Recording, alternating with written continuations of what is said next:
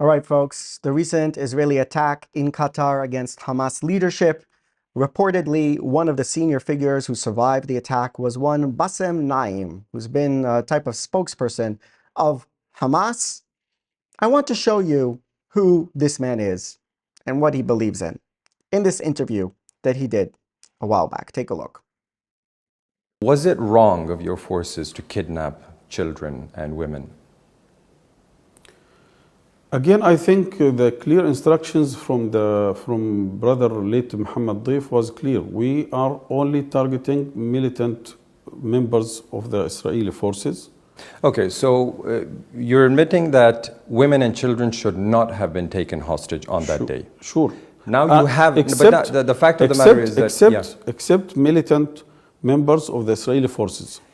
But now you have women and children in your captivity. Why don't you just release them as a goodwill gesture towards the Israelis? We have said it many times from day one after October 7th that we are ready if we can secure a pause or a ceasefire agreement to be able to release. Therefore, on November 2023... But what you're saying is you're not doing it unconditionally. You want something in return. I'm saying, no. If you say that women and children should not have been kidnapped, why don't you just release them unconditionally without asking for anything? No, because again, you admit it was wrong. in November 2023, we have said it many times.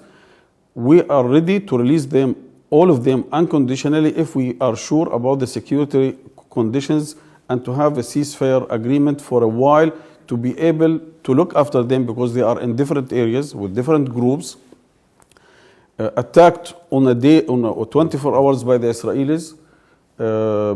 Therefore, we are ready to go for this step if the Israelis are ready to secure a ceasefire agreement or a pause. And that was the plan from the beginning. That was the fallback after the brutal attack that they committed. They knew they can fall back on the hostages in order to prevent Israel from winning the war and destroying Hamas. So he says, no, we don't kidnap women and children. And the guy says, or we didn't try to kidnap women and children. And then the interview is, but now that you have women and children, right? So, somehow, like a miracle, out of the sky, women and children fell into your lap, into your basements and into your tunnels in Gaza, right? Somehow this occurred. You didn't intend for it to happen, but it happened. So you said that was wrong. So why don't you release them unconditionally? And then he goes ahead and says, no, we're willing to release them unconditionally if Israel does A, B, C, D. So you're not releasing them unconditionally, right? You want something in return. Oh, this interviewer kind of gets it.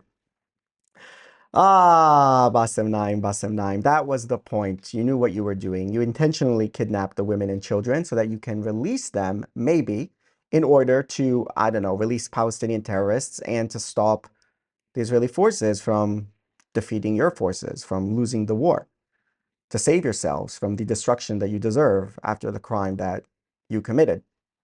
And that is indeed what happened with the women and children, that Israel had to release a lot of convicted terrorists that it had in its prisons, had to pause the fighting. They say we want this time to get organized. What you want time to do is to recover, rearm, restockpile, so that you can fight Israel again.